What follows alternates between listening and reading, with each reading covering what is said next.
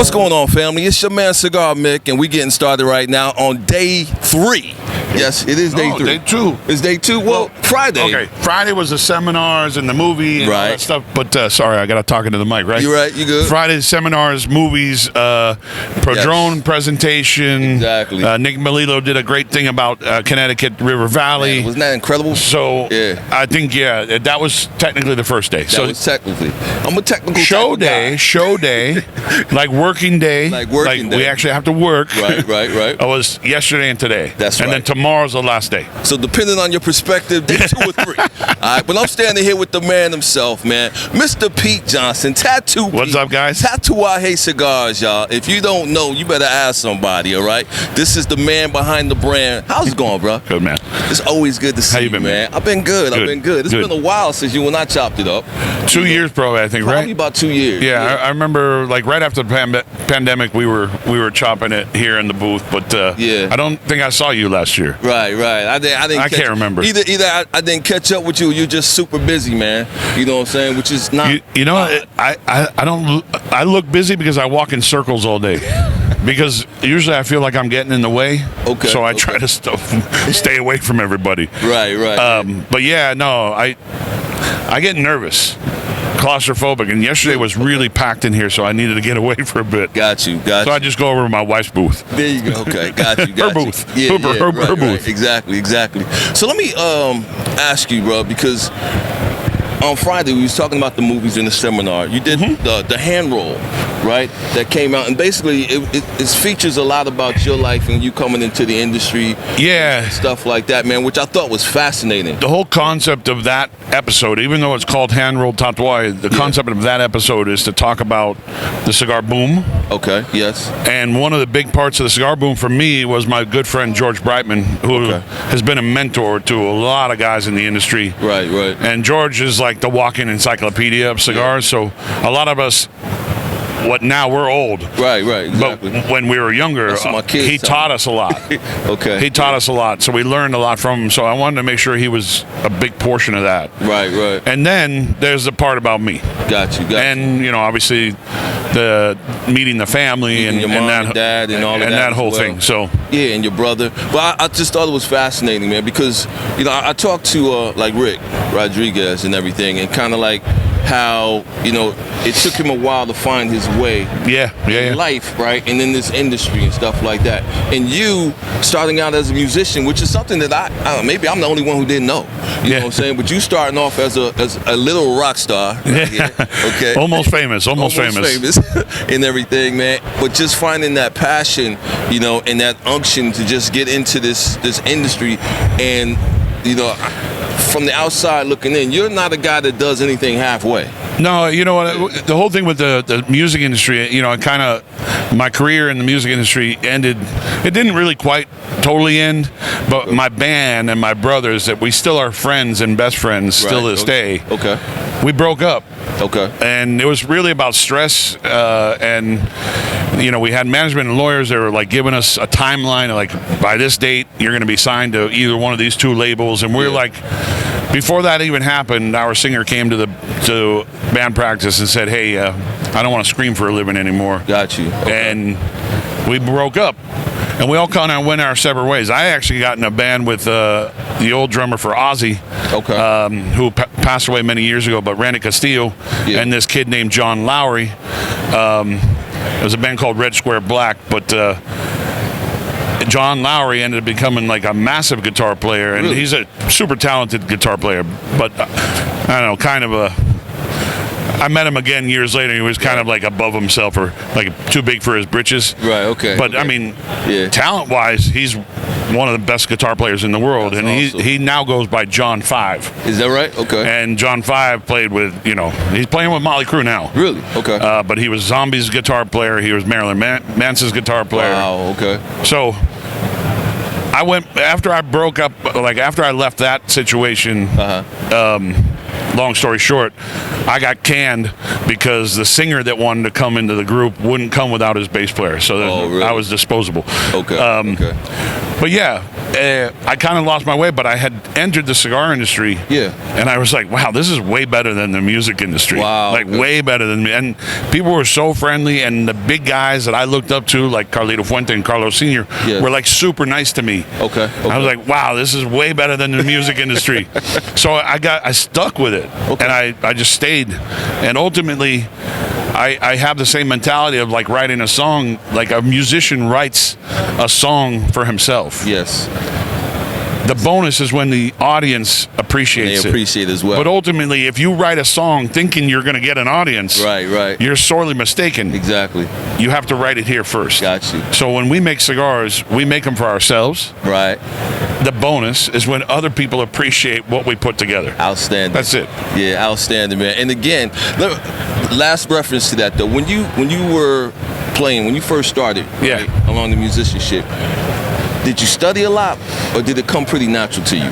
No, you know what it was?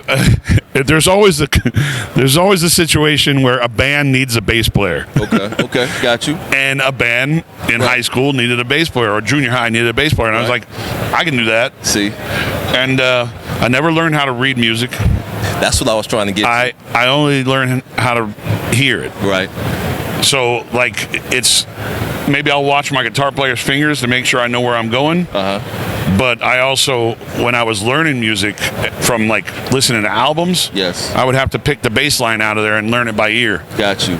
So that's how my life in music was. It was all from here, here, and here, Got you. but not visually. Right. And I feel like, and you can confirm or deny, but I feel like your entrance into the cigar industry kind of followed the similar Yeah.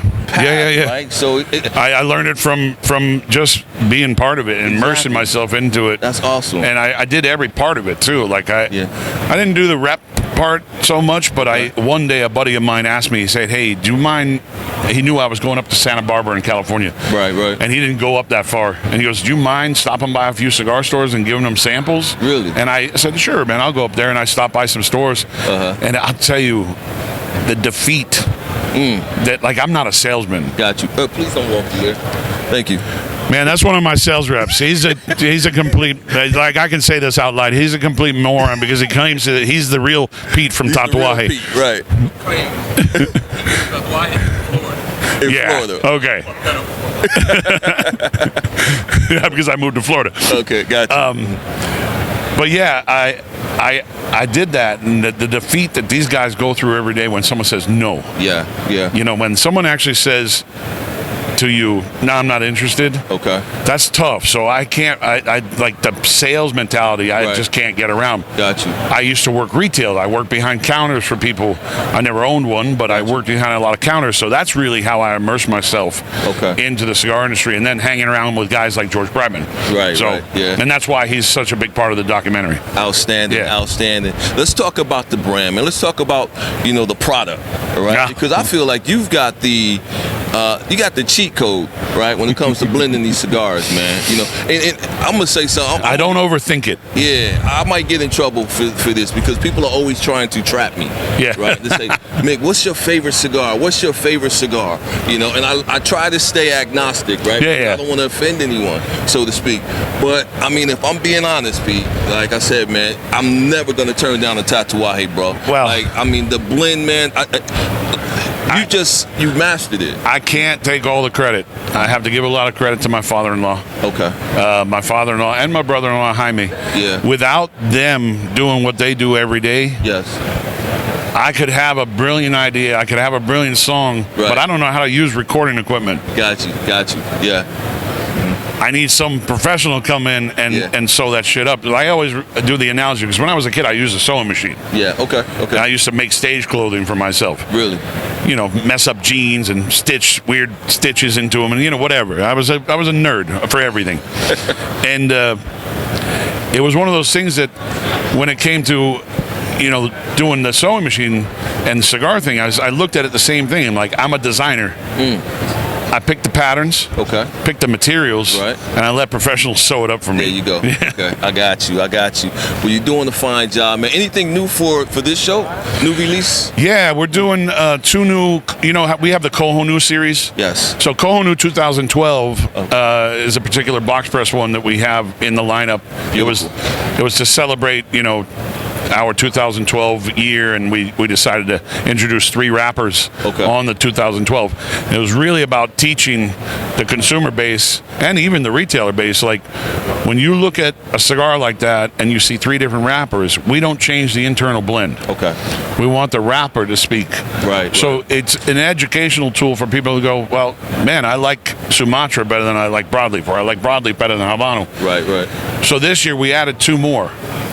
We added the San Andreas and the Corojo. Really? Okay. So now you have 5 Konu 2012s where you can really see and test your palate and see what wrapper really shines for you. Got you. Okay. So that's why we do it. That's why we do it. And then we did a 2015 and 2018 Konu in broadleaf because we did Habano 2 years ago. Okay.